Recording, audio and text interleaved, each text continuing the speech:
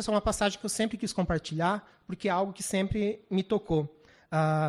Eu trabalho com crianças desde 2003, e quando eu trabalhava na Quadrangular com as crianças, a gente tinha um grupo que eu compartilhava com as crianças sempre apresentavam uma coreografia lá na igreja, e antes de apresentar, uma coisa que a gente sempre fazia era vestir a armadura de Deus. A gente sempre falava sobre a armadura de Deus, que é algo que a gente aprendeu nos grupos Seeds de King's Kids. É algo que a gente lembrava. A gente está fazendo isso para Deus, a gente vai estar compartilhando sobre a palavra de Deus, então a gente precisa se revestir da armadura de Deus.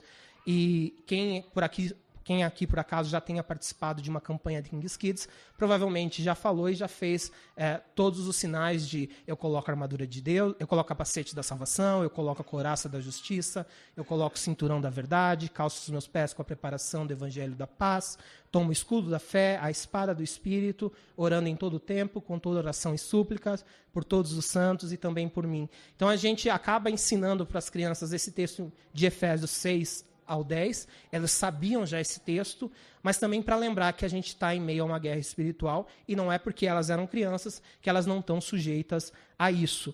Então, esse texto aqui, Paulo começa dizendo, finalmente, fortaleçam-se no Senhor e no seu forte poder. Na verdade, eu não tinha lido ainda, né? Mas vou ler certinho, como diz aqui. Ele começa dizendo no versículo 10, finalmente, fortaleçam-se no Senhor e no seu forte poder.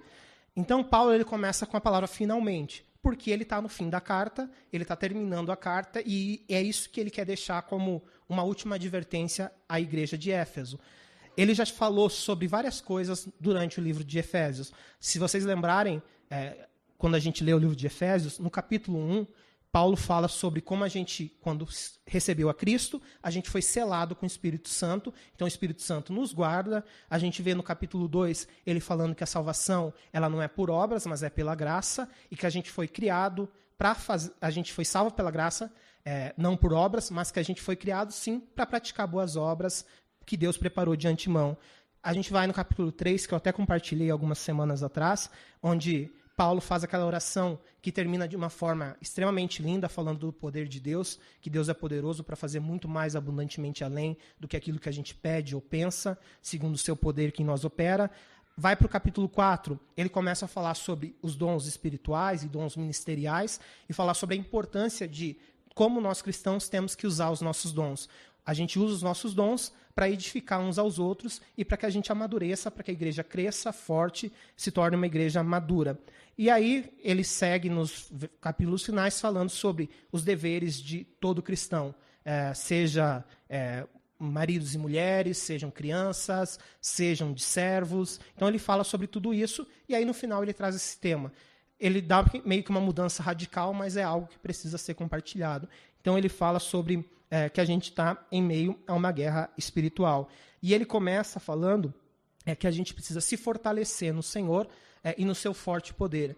É interessante se a gente parar para analisar aqui, porque ele usa 3 vezes a palavra força ou poder numa mesma sentença. Ele fala sobre fortalecer, ele fala forte e ele fala poder. E cada uma dessas palavras é uma palavra diferente no grego, que foi escrito essa carta, e traz um aspecto diferente do poder de Deus. A primeira palavra, quando ele diz que a gente precisa se fortalecer no Senhor, ele usa uma palavra grega que é a palavra endunamo. Essa palavra ela é derivada da palavra dunamis, que é referido ao poder do Espírito Santo. Essa palavra dunamis é a palavra que está lá no famoso versículo de Atos 1:8, que diz que vocês receberão poder quando o Espírito Santo descer sobre vocês e serão as minhas testemunhas, tanto em Judeia, Jerusalém, Samaria e até os confins da terra.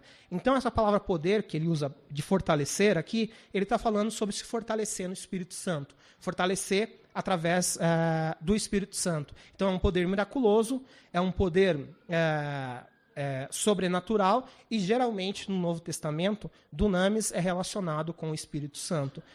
Na sequência, ele fala para se fortalecer no Senhor e também no seu forte poder. Essa primeira palavra forte que ele usa é uma outra palavra para poder, que é a palavra kratos no grego. Essa palavra poder, ela significa um poder para dominar ou um poder para controlar algo, um poder que controla algo. Ela também é traduzida como domínio na Bíblia. Se vocês lembrarem apesar da palavra não ser muito comum, das doxologias, né, aqueles fins de oração que Paulo e os apóstolos fazem, geralmente sempre terminava com a ele a glória e o poder para sempre e sempre. Ou se você tem uma Bíblia, provavelmente na versão Almeida, estava a ele a glória e o domínio para sempre e sempre. Porque essa palavra poder que está ali, ou domínio, é a palavra kratos, que é um poder que controla, é um poder para dominar. E a última palavra poder que a gente tem aqui é a palavra grega issus, que significa um poder para fazer algo. Um poder que permite você fazer alguma coisa ou simplesmente habilidade ou capacidade. Então, ele é um poder relacionado a você poder fazer alguma coisa. E essa palavra aqui, por exemplo, é a mesma palavra que Jesus utiliza quando ele é questionado lá em Marcos 12.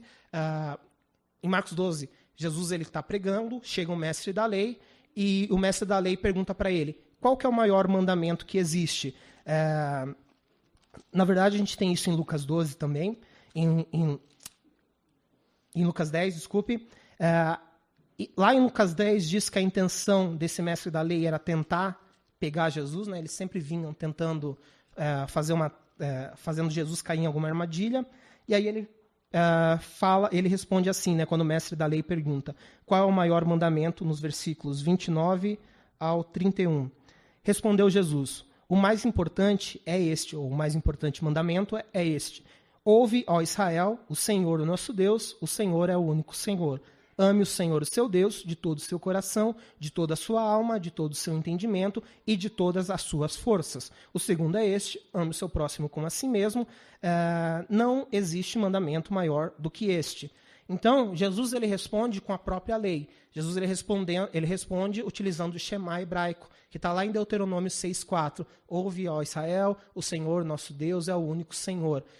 E aí ele diz que esse é o maior mandamento, e comparado a esse, né, amar o próximo. E tanto a segunda parte, que diz ame o Senhor com toda a sua alma, coração, entendimento, também está lá em Deuteronômio 6.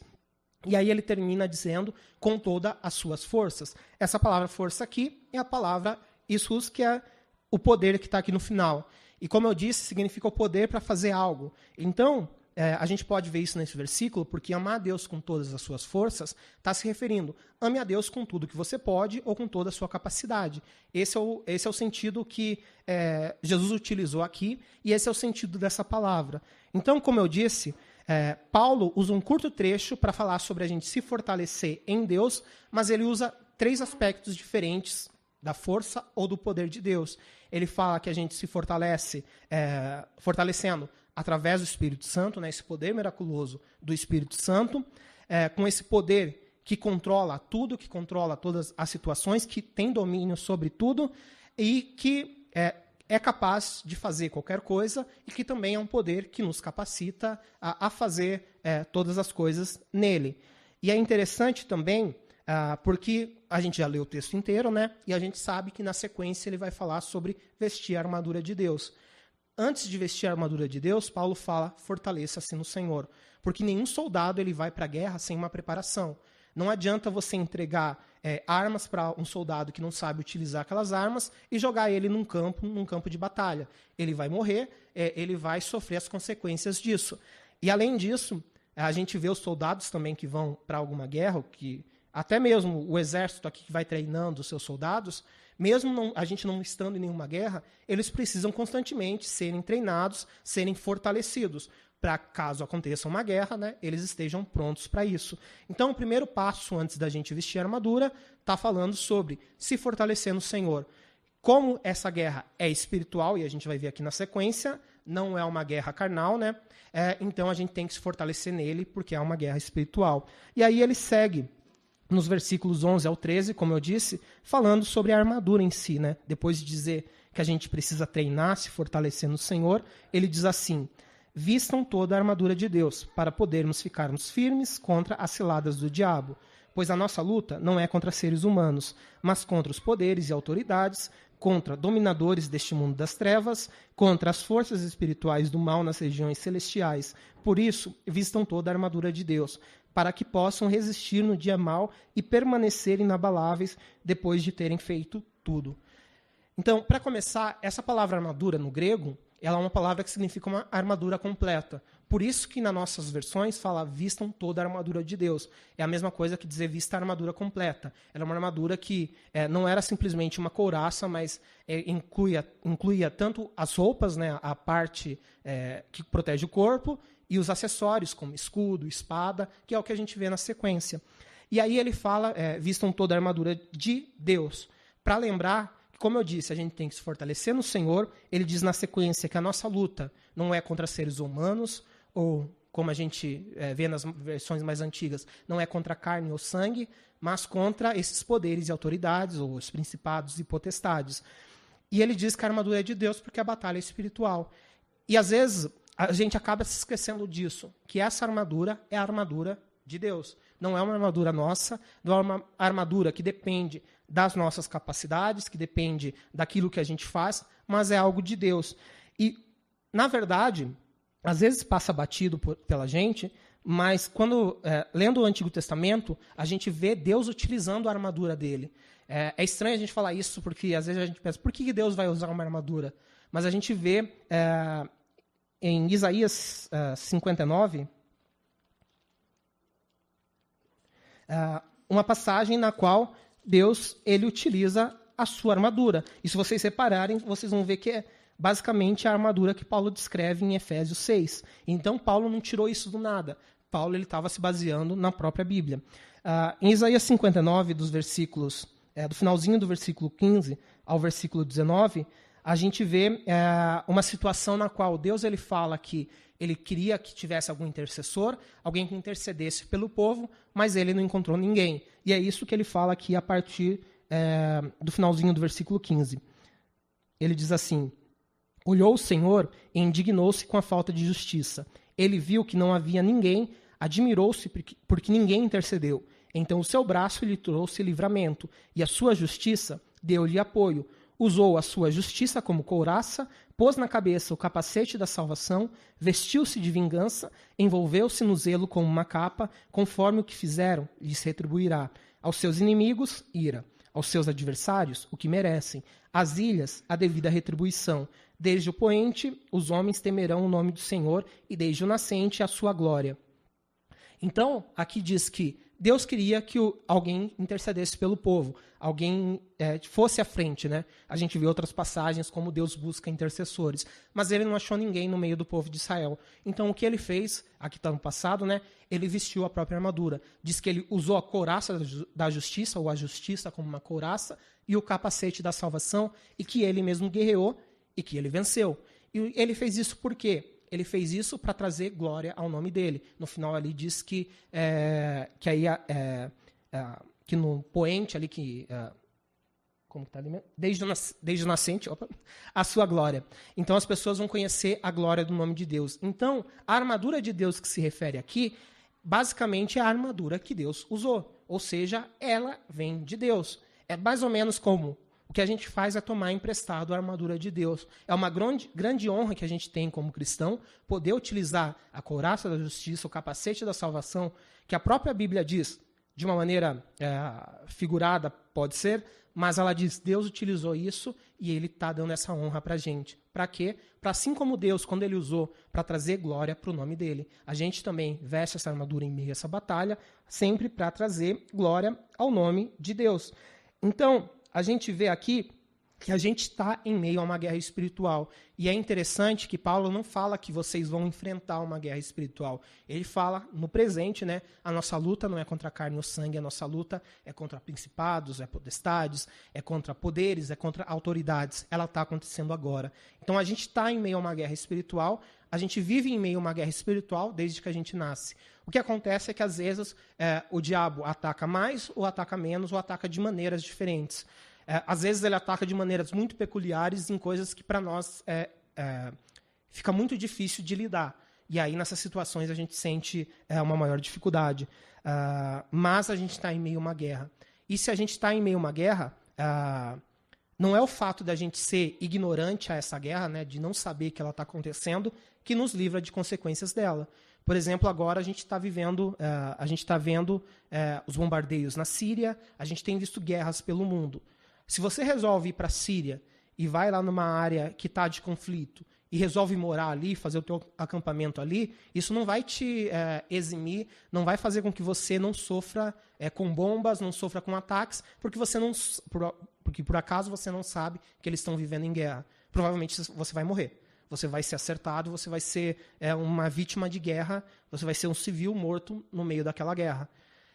A gente está em meio a uma guerra. A gente ser ignorante a ela, não saber que ela está acontecendo, não nos exime que a gente continua no meio dessa guerra. E é isso que é a importância de Paulo terminar com essa passagem.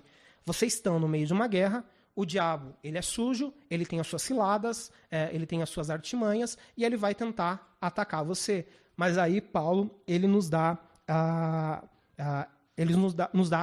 essas respostas. E assim como a gente está numa guerra que não é carnal, que é espiritual, a Bíblia diz também que as nossas armas elas também não são carnais, elas também são espirituais, que é o que a gente vê em 2 Coríntios, capítulo 10, versículo 4. As armas com as quais lutamos não são humanas, ao contrário, são poderosas em Deus para destruir fortalezas. Então ele fala que Deus nos deu essas armas, que são dele, para a gente combater. E é interessante também a gente lembrar que a gente vive numa cultura aqui no Brasil que veio uma cultura cristã que surgiu do misticismo. A gente tinha várias religiões, ou tem várias religiões de um cunho bem místico, né? E muitas vezes isso tem entrado nas igrejas. Então as pessoas sempre querem, entre aspas, o sobrenatural. Elas estão sempre buscando uma nova unção, elas estão sempre buscando algo diferente, algo sobrenatural. Então você ouve falar de um profeta ou das pessoas imitando os animais. Então as pessoas começam a correr atrás disso. Elas não param para ler o que é bíblico ou não, né? Elas simplesmente vão atrás disso. Tem aquela mentalidade, o que importa é só o meu coração, então eu vou atrás disso. Mas também a Bíblia diz, né, que o povo perece por falta de conhecimento. Então a gente tem essa cultura que busca o misticismo. E o que essa cultura gerou? Essa cultura gerou líderes que tentam prender ou que tentam manipular os seus liderados, os membros de suas igrejas, com medo. Então elas criam uma figura, por exemplo, cuidado com o diabo, cuidado, se você pecar aqui, você vai dar brecha, o diabo vai usar a tua vida e você vai ser tomado pelo diabo. E aí as pessoas elas começam a criar aquele medo gigante do diabo, de demônios, porque a Bíblia diz que, até a Bíblia, como eu disse, quem como eu é desde criança e conheceu a Bíblia pela Almeida, você sempre ouvia aquelas palavras fortes como principados e potestades.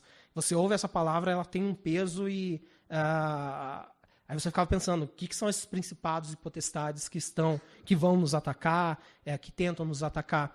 E aí as pessoas criam esse medo. Mas o que a gente vê na Bíblia é que a gente não tem que temer isso. A gente não precisa temer, inclusive a Bíblia diz que a gente precisa resistir o diabo e ele vai fugir da gente, né? Não é a gente que foge do diabo. E a Bíblia diz que Jesus Cristo já venceu, que Jesus Cristo está acima de todos esses poderes e autoridades.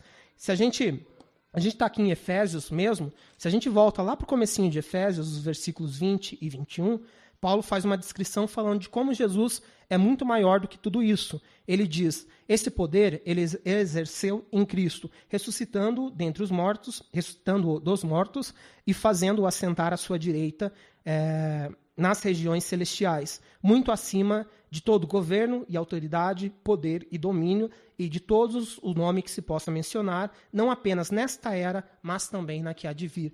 Então aqui ele usa, apesar da tradução ele mudar, mas ele usa exatamente as mesmas palavras que estão lá em Efésios 6:10, como poderes e autoridades, falando que Jesus está muito acima deles, não só agora, mas também para sempre. Então Jesus, o nome de Jesus ele está acima de qualquer poder e autoridade.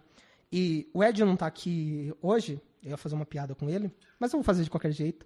O Ed canta uma canção que eu já vi metade da igreja olhando assim, nunca entendeu a letra direito, né? Que é uma canção que, na verdade, eu conheço desde criança, essa canção, que fala que Jesus riscou a cédula que era contra nós. Então, o Ed sempre gosta de cantar essa canção, e eu já vi várias pessoas olhando assim, né? E essa canção, na verdade, ela está transcrita, Colossenses 2, ela realmente é transcrita, só que na versão Almeida, né? Que é uma versão com uma linguagem mais arcaica. E ela diz assim, lá está escrito em Colossenses 2, versículos 13 ao 15.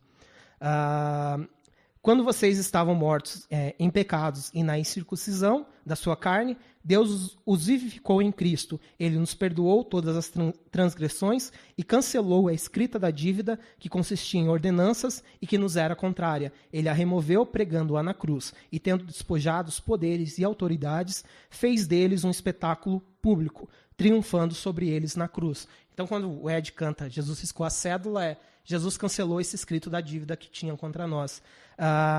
E só fazendo um rápido, o que essa passagem está dizendo, né, é que quando uma pessoa era crucificada, o crime dela era pregado sobre a cruz, era escrito sobre a cruz qual era o crime da pessoa.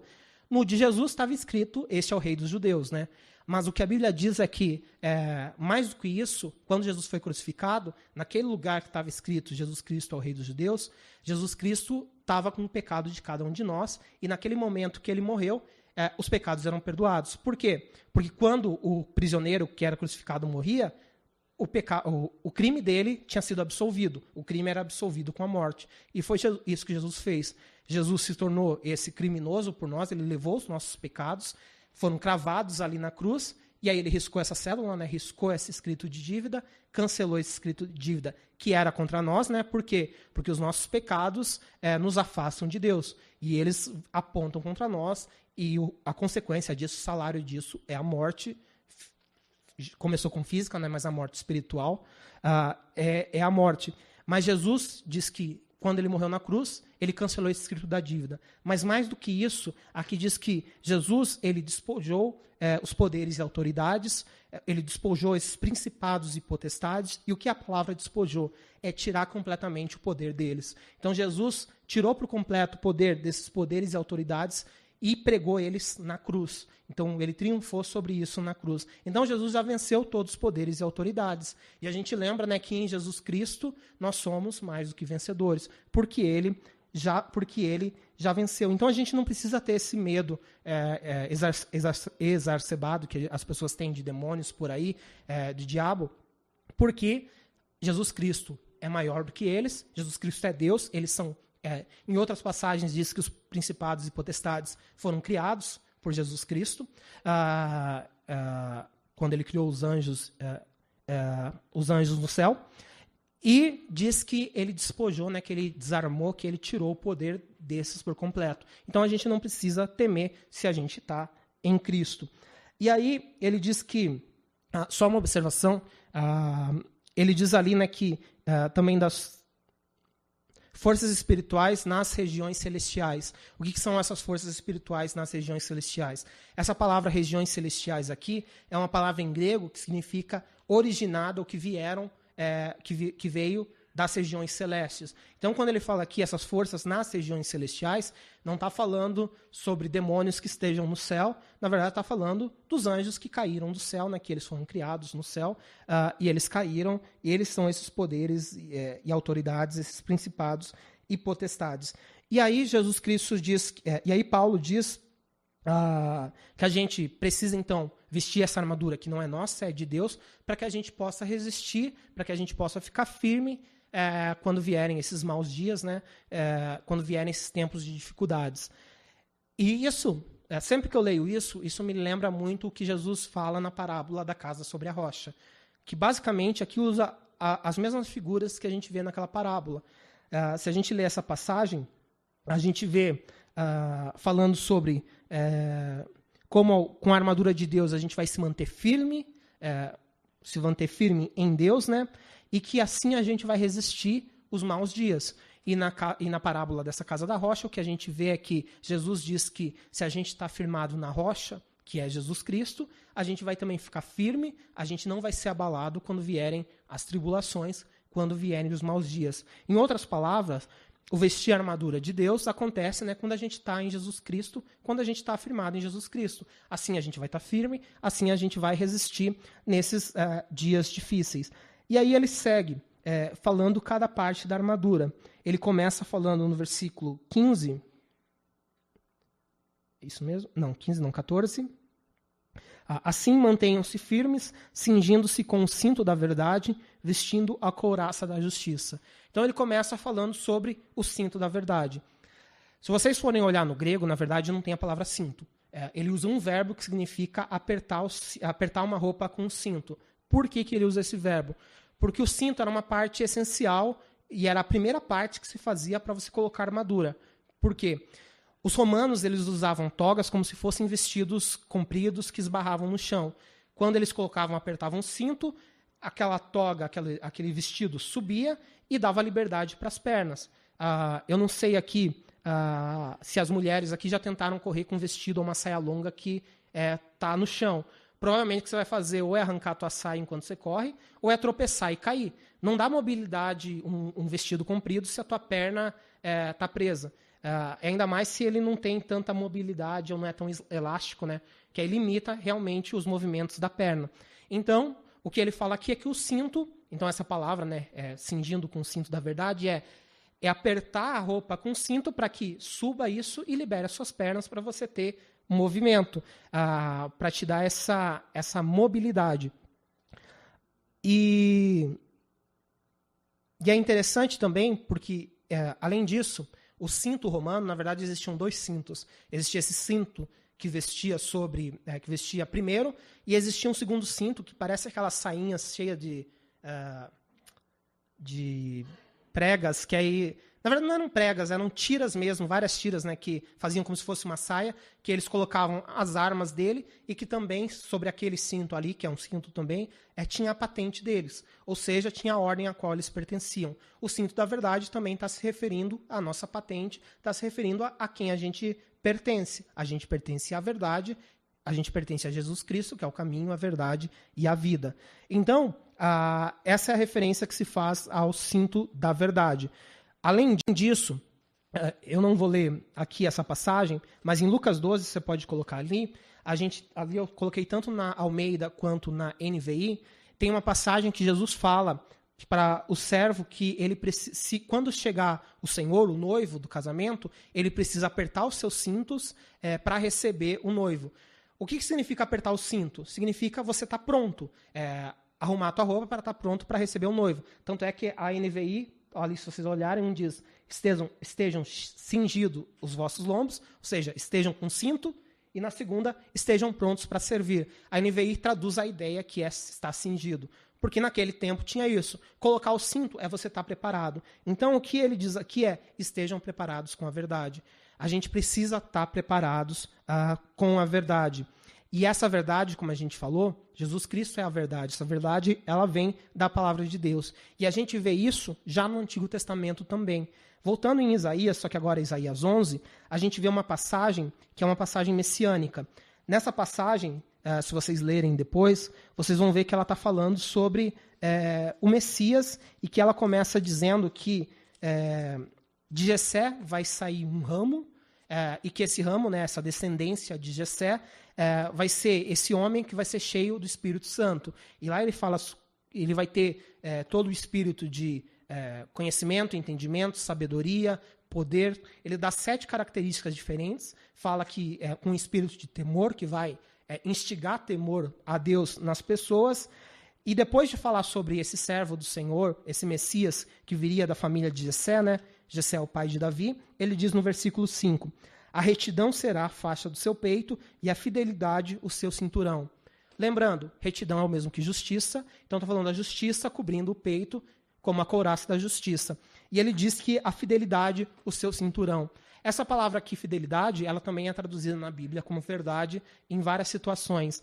Ela, dependendo da versão que vocês têm do Salmo 100, no final diz, saibam que o Senhor é bom, que eterna é a sua misericórdia, e algumas versões dizem, a sua fidelidade dura para sempre, ou de geração a geração, e outras, a sua verdade dura de geração a geração. É exatamente a mesma palavra, e é uma palavra que pode significar também tanto fidelidade, verdade, ou fé, como a gente vê em Abacuque quando diz, o justo viverá pela fé, o justo viverá pela fidelidade. Todas elas são a mesma palavra, então... Aqui, essa palavra fidelidade é verdade. Então, ele está falando que Jesus Cristo, né, que o Messias, ele vai ter a verdade como seu cinturão. E como a gente falou, né, Jesus Cristo, ele é a verdade. E essa também, e além disso, essa era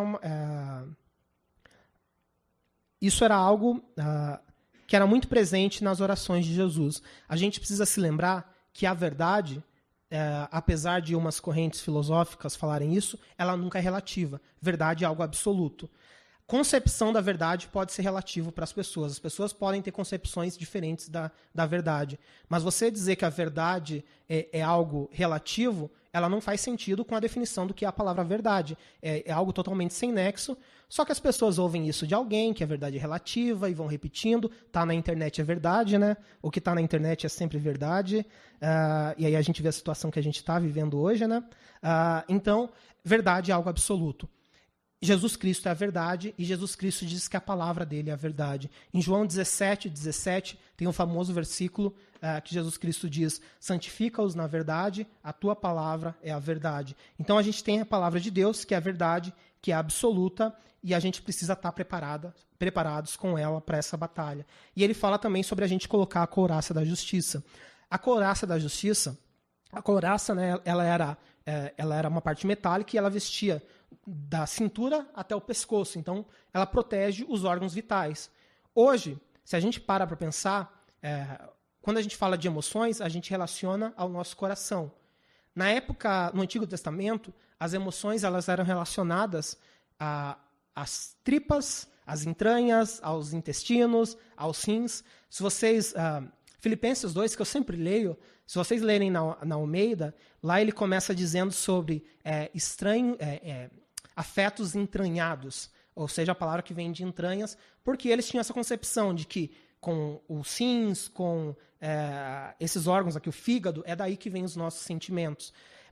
Seja uma coisa ou outra, aqui está falando que a couraça protege esses órgãos vitais e protege aquilo que está relacionado aos nossos sentimentos. E a gente sabe que o diabo tenta atacar a gente constantemente em relação com as nossas emoções. Todo mundo vai ter um nível de emoção e racionalidade. Alguns são mais racionais, outros mais emocionais, mas todo mundo tem as duas coisas. Por mais racional que você seja, eu sou extremamente racional, mas o diabo ataca do lado emocional. Então ele sabe aonde atacar. E a couraça da justiça nos protege assim. Lembrando que essa justiça que ele fala aqui não é a nossa, não são atos justos que a gente faz, não é fazer boas coisas. Ele diz, como a gente falou, essa couraça da justiça é a armadura de Deus. Deus colocou a couraça da justiça, a justiça vem dele. Então essa justiça está falando sobre Jesus Cristo que nos justificou. Em Romanos 3, o capítulo inteiro fala sobre a nossa justificação através de Jesus Cristo. Como Jesus Cristo nos tornou justos perante Deus. Fala que a gente merecia, né, a condenação por causa dos nossos pecados, mas no finalzinho diz que nós fomos justificados pela graça de Jesus Cristo. Jesus Cristo, que é a justiça de Deus, né, nos fez justiça de Deus. Então, essa justiça é a justiça que veio de Deus, é a justiça que Jesus Cristo, que era justo, que é justo, morreu por nós e nos fez justos. É Deus olhando através da lente de Jesus Cristo, né? Deus olha para a gente através de Jesus. Então, vendo Jesus, ele nos vê justos também. Então, não tem a ver com as nossas ações, sempre com aquilo que Jesus Cristo fez. E em Efésios 6, voltando lá em Efésios 6, ele continua no versículo 15, falando sobre os pés. Ele diz: e tendo os pés calçados com a prontidão do evangelho da paz. Muda no próximo slide. Os calçados romanos, eles eram um calçado bem característico. E quando ele fala de preparação do evangelho da paz, é porque esse calçado levava um tempão para ser preparado. Se vocês olharem ali na parte de baixo, ele é cheio de pregos que eles eram pregados antes do soldado ir para a guerra. Por que esses pregos serviam? Para dar firmeza na caminhada. Porque, independente do terreno que eles estavam, os pregos fincavam, né, no chão e davam estabilidade para os soldados. Imagina, antes de você sair, você ter que pregar, sempre pregar os seus calçados, né, colocar uma palmilha de couro, porque ele tinha 3 camadas de couro, 3 partes de couro diferentes, para que você não pise sobre esses pregos. Então era algo que levava muito tempo. E por isso que aqui ele fala sobre a prontidão do evangelho da paz ou a preparação do evangelho da paz, porque o calçado precisava se preparar para colocar esse calçado. E além disso, esse versículo, provavelmente Paulo, ele se inspirou também lá em Isaías, quando ele descreveu a armadura de Deus. Em Isaías 52, versículo 7, tem aquele famoso versículo que diz: quão formosos são os pés dos que anunciam as boas novas e que falam os que trazem as boas notícias, que proclamam salvação, que proclamam a paz. Se vocês olharem ali, a gente sabe que evangelho, no grego, significam boas notícias, boas novas. Então ele fala ali, quão formosos, quão belos são os pés dos que anunciam o evangelho, que proclama a paz. Isso é o evangelho da paz. Basicamente a mesma coisa que Paulo repetiu lá em Efésios 6. Então, ele provavelmente tinha esse versículo. Isso é Deus falando, né, exaltando a importância da gente levar o evangelho, e não só levar o evangelho, mas levar o evangelho da paz. A gente sempre fala isso aqui, né? Mas muitas pessoas hoje ainda se acham que são João Batistas e que estão preparando o caminho para Jesus Cristo. E aí ficam naquelas ruas condenando todo mundo, falando como todo mundo está indo para o inferno. E geralmente isso acaba não surtindo efeito. As pessoas acabam criando mais repulsa do que ouvindo várias dessas pessoas que apenas condenam. Não está errado a gente falar sobre a condenação daqueles que estão afastados, mas é totalmente diferente do que você compartilhar o evangelho. A Bíblia diz sobre compartilhar o evangelho da paz. Em João 14, versículo 27, Jesus diz que a paz dele não é a mesma paz do mundo. A paz dele não depende de circunstâncias. A paz dele, ele diz, deixo-lhes a paz, a minha paz lhes dou. Não dou como o mundo a dá. Não se perturbe o seu coração, não tenho medo. A paz do mundo, ela depende de circunstâncias. Então, se você está no meio de uma situação de guerra, dificilmente você vai ter paz. E é isso que ele está falando aqui, né? A gente vestir o evangelho da paz no meio de uma guerra que você está enfrentando. Por quê? Porque a paz que Jesus nos dá é uma paz que não depende de nós, é uma paz que excede o entendimento. Em Filipenses 4, no finalzinho lá, né, diz aquele famoso versículo: não andem ansiosos por coisa alguma, mas em tudo com ações de graça e súplicas. E aí, agora fugiu, deixa eu ler. Apresente seus pedidos a Deus e a paz que excede o entendimento guardará o seu coração. Quando ele fala que essa paz que excede o entendimento, que é a paz que Jesus dá, guarda o nosso coração, a palavra guardar é uma palavra que significa uma guarda militar. Então é uma proteção militar em volta do teu coração, protegendo contra todos os ataques. Então Jesus, ele consegue, e ele diz isso daí, logo depois de não andar ansiosos, né, porque isso que significa, se você está ansioso, é porque você tem algum problema, alguma situação. Então ele está falando, mesmo em meio a situações difíceis, a paz de Deus vai guardar o seu coração. Vai ser como uma tropa militar protegendo o seu coração. E é essa paz que a gente precisa compartilhar. É sobre Jesus Cristo, é sobre a salvação pela graça, e a gente precisa estar pronto e preparados para estar compartilhando. O Evangelho, ele nos dá firmeza enquanto a gente caminha, mas ele também tem que ser levado com essa mesma firmeza e compartilhado com essa mesma firmeza para que outras pessoas também possam estar apoiados nele e não caírem. E aí no verso 16, ele dá mais partes dessa armadura, né?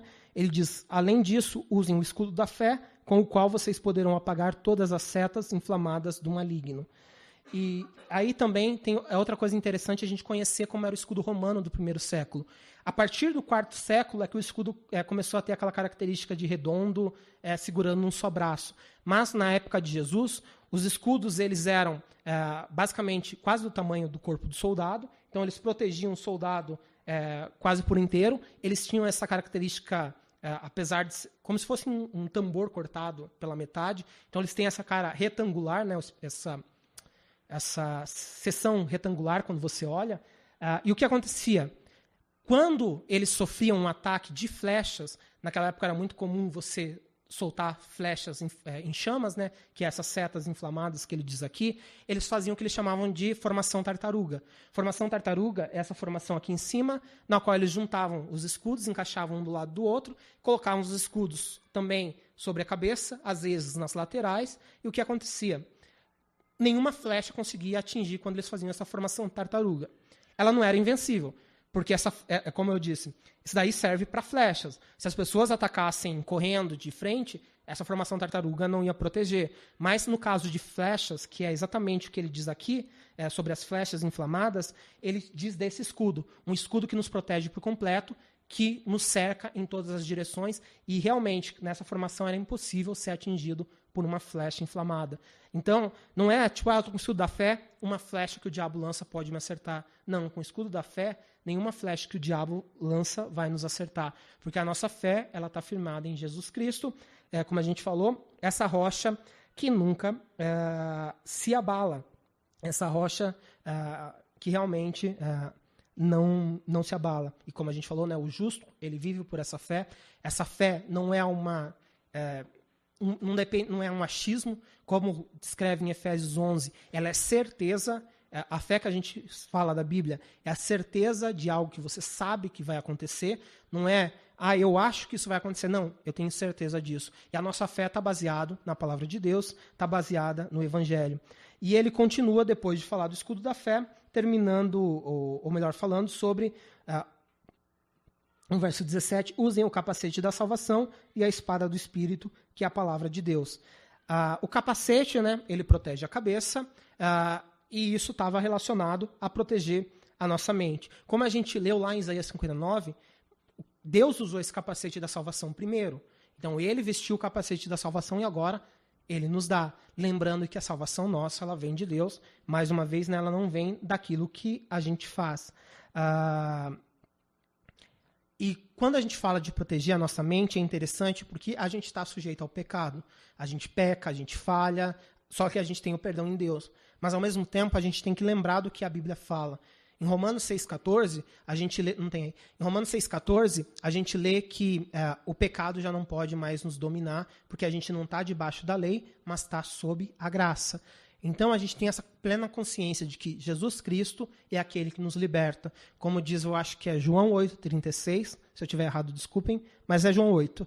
Diz que aquele a quem o Filho libertar, verdadeiramente será livre. Jesus Cristo, ele nos liberta de uma vez por todas. Isso a gente fala bastante aqui, né? A gente não precisa de um processo de cura e libertação que leva uma eternidade para acontecer. Jesus Cristo, quando ele te liberta, isso é de uma vez por todas. E a gente encontra essa liberdade nele.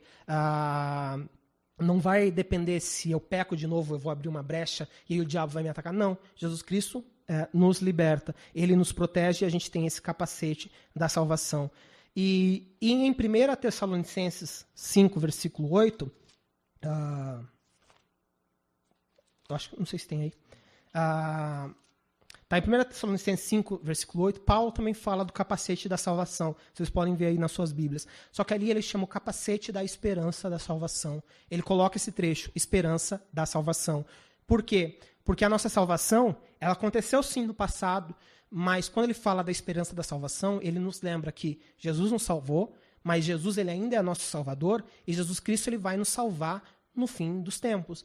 Então é algo que nos dá certeza, né, como a gente falou da nossa fé, que a nossa salvação ela vem de Jesus Cristo. E não só em relação à nossa salvação espiritual, mas em relação a tudo. Jesus Cristo ele continua sendo nosso ajudador, e ele vai nos ajudar, ele vai estar com a gente nos momentos difíceis, porque ele venceu lá, como a gente leu Colossenses 2, porque ele triunfou sobre esses poderes e autoridades na cruz, ele continua sendo vencedor, e a gente lê lá em Apocalipse que ele vai voltar vitorioso no fim dos tempos para levar a sua igreja com ele. Então, esse capacete nos lembra disso, essa certeza da salvação, que Jesus nos salvou, nos salva e ainda vai nos salvar, e ainda continua nos salvando. E, como eu disse, o capacete, então, está lembrando e refere muito à nossa mente. A nossa mente é muito atacada com desencorajamento, com aqueles pensamentos, desistir. Isso estou falando de nós como cristãos. As coisas vão ficando difíceis, você vai passando por dificuldade, após dificuldade, após dificuldade, após dificuldade, e aí começam a vir... Eu já passei várias vezes por isso e eu acredito que todo cristão já tenha passado. Eu acredito que nunca nenhum cristão não teve algum momento de desencorajamento, um momento de querer desistir, não só desistir, não estou falando de desistir apenas da fé, mas eu vou largar o ministério, eu vou parar de servir a Deus, eu preciso, não estou indo bem, e o diabo vem com desencorajamento. Mas, como eu disse, o capacete da salvação nos lembra que Jesus Cristo nos salvou e ele continua nos salvando, ele continua nos protegendo, ele continua cuidando e guardando a nossa mente. Ele continua. E se a gente lembra disso, que a nossa salvação está em Jesus, que a nossa salvação vem de Jesus, e ele continua nos salvando, isso vai afetar a maneira como a gente reage a esses momentos de que o diabo tenta nos desencorajar. E aí ele diz da última arma, que é a da armadura em si, né, sobre a espada do Espírito. Ele diz que a espada do Espírito é a palavra de Deus, e ele fala, a espada, né, ela é uma arma, a gente tem que lembrar que ela é uma arma ofensiva, mas também é defensiva. Às vezes a gente esquece que espada também serve para se defender. Numa luta de espada, né, você utiliza a espada também para se proteger contra o ataque do inimigo. Então a espada, que é a palavra de Deus, nos ajuda tanto a nos proteger, mas também nos ajuda a atacar. O que a Bíblia diz em relação aos demônios, ao diabo? Ela diz que a gente precisa resistir ao diabo e que ele vai fugir da gente. Não que a gente precisa fugir dele. E como a gente faz isso? A gente faz isso com a palavra de Deus. Se a gente tem a palavra de Deus, se a gente tem a verdade em nós, né, a gente começou lá com o cinturão da verdade, se preparando com a verdade, conhecendo a palavra de Deus, a gente vai ter essa palavra de Deus para utilizar como arma quando o diabo vier nos desencorajar, quando ele vier nos atacar com qualquer coisa, quando ele vier te botar para baixo, você vai ter, que é o que Jesus Cristo fez quando foi tentado. Quando foi tentado, o diabo tentou até utilizar passagens da Bíblia, mas Jesus respondeu com a palavra de Deus. E o que aconteceu? O diabo fugiu, o diabo foi embora, e é esse que é o exemplo que a gente vê de resistir ao diabo. Então a gente tem a palavra de Deus, só que a gente precisa manusear, a gente precisa conhecer, a gente precisa usá-la. Porque se a gente souber isso, quando o diabo vier com qualquer um desses sentimentos, a gente vai poder falar para ele, não, segundo a Bíblia, eu sou amado por Deus, segundo a Bíblia, você pode me dizer que eu mereço ir para o inferno, eu realmente mereço, mas segundo a Bíblia eu sou justo, fui justificado através de Jesus Cristo. Eu fui perdoado através de Jesus Cristo. Eu sou amado através e por causa de Jesus Cristo. Eu fui adotado como filho de Deus através de Jesus Cristo. Então, sempre que ele vier te atacar com rejeição, se você conhece a palavra de Deus, você pode usar ela como uma arma, como uma espada, e é essa maneira que ele foge da gente. E aí ele termina nos versos 18 ao 20, falando, na verdade, de mais uma arma, né, que não está na armadura, mas que é a oração. Ele diz, orem no Espírito... além disso... 18 ao 20. Orem no Espírito em todas as ocasiões, com toda oração e súplica, tendo isso em mente, estejam atentos, perseverem na oração por todos os santos.